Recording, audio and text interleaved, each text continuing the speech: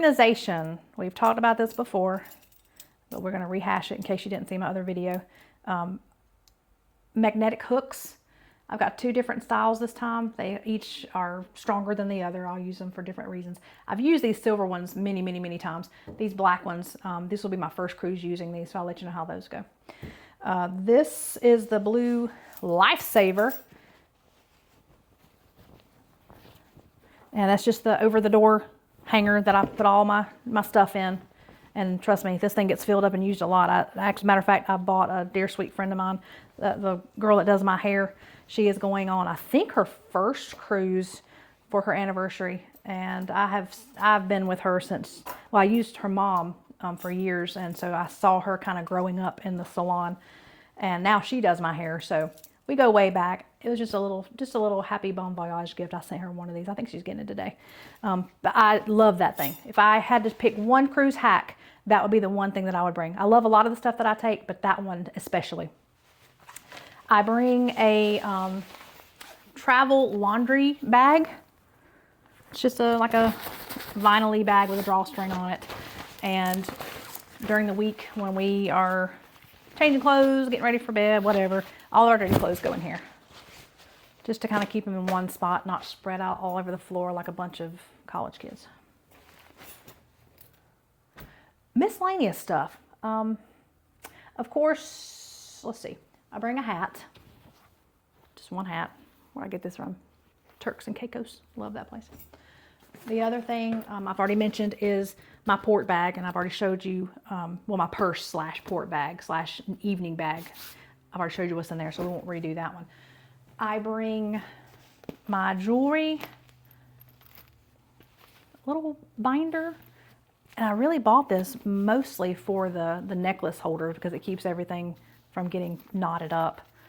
And over on this side, this stays packed. I don't wear this jewelry typically at home. This is just like my cruise or travel jewelry. I bought this little set of just some stud earrings from Hobby Lobby that I've kept in there. These other little earrings are specifically cruise related. My dear sweet best friend Mitzi bought me these with a little cruise ship on. Every time, I don't know why that won't focus. Every time I cruise, these are worn. And every single time I get the sweetest compliments on those earrings. I love them. I want to say, and correct me Mitzi if I'm wrong, I want to say that you got those on Temu. She bought me those and these. 5 o'clock somewhere. Margaritaville, little martini glasses. Those are cute too. But I keep all this, keep it packed, ready to go.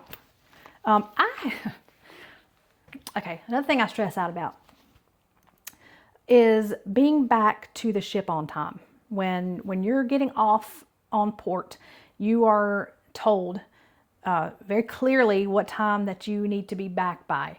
That time is not negotiable. That time is something you should carve in stone, remember it, tell your entire party to remember it.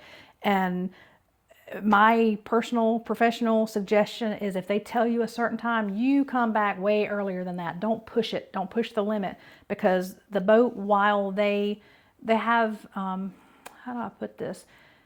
A very tiny window of waiting for someone. They can't, it's not that they don't want to, but they can't. They can't wait for extended lengths of time for people that haven't made it back from whatever they're doing in port. So the ship is always based on the ship time, no matter what time zone you have traveled to. The ship is always going to be on whatever port that you left from. So in our case, it's going to be Jacksonville. Our time will stay Jacksonville time the entire time we're on board, no matter where we're at. So your iWatches and some of your smart watches, other watches, I'm sure, they will update. And so that time will change on your watch. And while I know that I could do the math and I know that I can say, okay, well, we're 2 hours ahead or 2 hours behind or an hour, whatever it may be, I can look at my watch, do the calculations, and determine when to be back. For some reason, that stresses me out. My husband has my back and he makes sure that we're always back on time. But just for my anxiety, I like to keep track myself and to know. And so I bought one of them old-fashioned watches with the regular time that you set with the dial and all that, just so that I can set this to the time that I want it to be, the ship's time. And instead of wearing my smartwatch in port, I will wear this in port just because I'm weird like that. Okay, what else do I have laying here? I'm trying to be honest and just tell you exactly what I pack. If I find that I've thrown something else in my suitcase while I'm putting all this in there, I will update you, because like I said, when I get to port, when I get to our room on the first day, I'm going to unpack all this stuff and I'll show you. I'll be honest with you. We like playing card games, so I do pack this Phase 10. I pack this little Phase 10 case with us. We play this quite a bit. My husband swears up and down that I cheat, but I don't. I just win because I'm good. We also have found that we like to snorkel. Now, granted, we ain't some of these people that's way out in the middle of nowhere on some barrier reef, you know, doing all this extreme snorkeling. We're kind of just simple snorkelers, if that's a word. And we have also found that you can bring on board a lot of the pool/beach stuff that you would normally bring to the beach. So I've told you before, you can pack like blow up inflatable rafts, the arm floaties for kids, a little floaty ring for kids. Just, of course, make sure it's not inflated. Just pack it flat, you know, like a new in the package or whatever. And you can put that in your suitcase and you can bring it to port. And you don't have to pay the rental fees for some of that stuff, because they will rent it. But it's more expensive than what I want to pay for something silly like that. You can also rent snorkel gear. If you're not doing a snorkeling excursion that includes it, those can be a little pricey too. So you have a couple options. Either you can do an excursion that includes snorkeling, which I'm going to be honest is going to take you to some of those more outer reach places that you're going to see a whole lot more than I can just see right there along the coast or the shoreline or whatnot.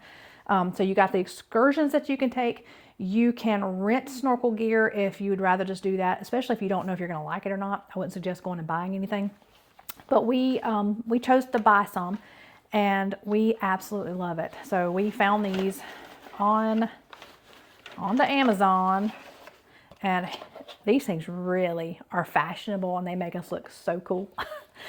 These things are the ugliest things I've ever seen, but when you talk about fun, and we're at the age in our life that we really don't care what people think or say usually, so we wear these with pride, and we have had the best fun. He has a set, I have a set, and we just look like the biggest old 50-year-old nerds out there snorkeling. But you know what? YOLO. We love it. And inside my bag, Brandon has a pair. We haven't put his in here yet. I need to do that. In my bag, I not only have my snorkel gear, but I have the complement to that nerdy little thing is my beautiful water shoes with the toes. Can't see the toes on the front, so they don't fit between your toes, thank God, because I could not do that. These are great for some of the beaches that we've been to are very sandy, soft, powdery, beautiful beaches. Other beaches that we've been to have their own beauty to them, but they can be a little bit more rustic, I guess, if you will. They have a lot of rocks, both along the coast as well as right inside the water. And I don't like going barefoot. Not only do I not like going barefoot anytime, even inside my house, especially in the water where you can see better in the Bahamas and the Caribbean than you can anywhere up here at Myrtle Beach. But I still prefer to wear the shoes, but especially if it's a rocky shoreline, because that does not feel good on your bare feet. So that's that. Let's see. I don't want this video to be too awful long, but it looks like it's getting there. So I'll try to be quick. Brandon didn't like this idea. It's not that he didn't like it, but he said he don't need it and doesn't understand why I need it, but I just felt like I needed it. I love sleeping in on cruises when I want to, but I also sometimes love being up early for certain activities. I love, love, love sea day brunch, which occurs on sea days. And those timed things, I want to make sure that I'm up and ready for it. As I've told you before, we love interior rooms, but the interior rooms sometimes can make you lose track of time because it is so dark and so cozy and so comfortable. You can sleep in and get up and it's like 10 o'clock and you realize you have slept, not the whole day away, but a good portion of the day away. And sometimes when I get up to use the restroom or whatever, I just want to know what time it is. It's not that I have a schedule. I'm on a trip. I do what I want to do when we want to do it. But I was like, I want a clock just so that if I wake up in the middle of the night and I can't see outside, at least I have an idea, is it 2 o'clock in the morning or 2 o'clock in the afternoon? So I bought this little travel alarm clock. It weighs nothing. It does have a spot for batteries, but it also comes with a cord, and it also reflects on the ceiling. So that way in the middle of the night when, I don't know where it said it reflected on the ceiling, but I'll tell you what, I don't see a little thing for it. We'll have to test this out. Irregardless, this thing will be handy just when I want to know what time it is in the middle of the night. So I got this. So we'll try. This is the first cruise we've ever used this on, so we'll see. It may stay in the bag, then again it may come out, you know, realizing that I didn't need it. The other bag that I like taking is, and let me clarify, I don't typically do the drink package because it is so expensive. This thing, I need a cameraman. I don't typically do the drink package because we don't drink nearly enough to make it worth it. However, I will say that I love Norwegian, their Free at Sea and their Free at Sea Plus program. It is in my opinion, one of the best deals on the ocean, and whenever we sell NCL, we always get that plan. It not only covers your alcoholic beverages if you want your sodas and whatnot. If you do the upgrade, you get upgraded spirits of higher shelf tier. You also get unlimited Starbucks, and when I say Starbucks, I don't mean like the little hotel version of the little latte machine and that's it. It's an entire Starbucks. So you get unlimited Starbucks, not the food, but just the beverages, both hot and cold, any of the beverages that they have. Also your bottled waters, you can get them from any bar, any restaurant. That is included in that Free at Sea Plus. There's other perks to that. That's for another video. But the point I'm trying to make is, if I have done a drink package, I don't feel the need to carry this around with me all the time. This is a water bottle carrier. And I have my Arctic water bottle that fits right down inside there. And as you notice on this one in particular, there's spots in here that I could put, like I said, my chapstick, my if I needed to, it fits the passport and my driver's license and all that in there. There's little spots for it. And a little change purse. I mean, it's really nice. I love it when I don't have the drink package, because I can refill my water bottle from the fillable stations, and I have it with me at all times, because those of you that know me know I have to have my water bottle beside me every minute of the day. So I can't not have that. So this bag has a strap that I wear crossbody. It's really great. It's not that heavy. I can put more than just the water bottle in here, so it kind of serves multiple purposes. But in the case of this particular cruise, I am not going to be packing these things because, like I said, I have the drink package. I can get drinks of any kind I want all over that ship 24/7. So it's easily available. I don't feel the need to take this. So this is just going to take up excess room. So that will not be going. Let me give a caveat to that.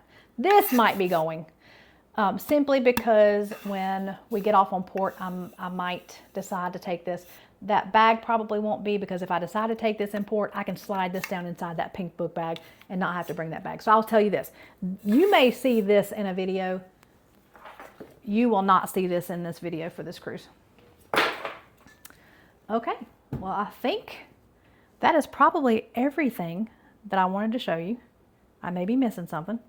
As I load all this stuff into our suitcase, I will show you, probably on the back side, maybe the next video that I do on the cruise ship, of if there's anything that's changed. But for right now, this is all we bring. This is all I plan on bringing, and this pretty much covers it all. So hopefully something I shared with you helped.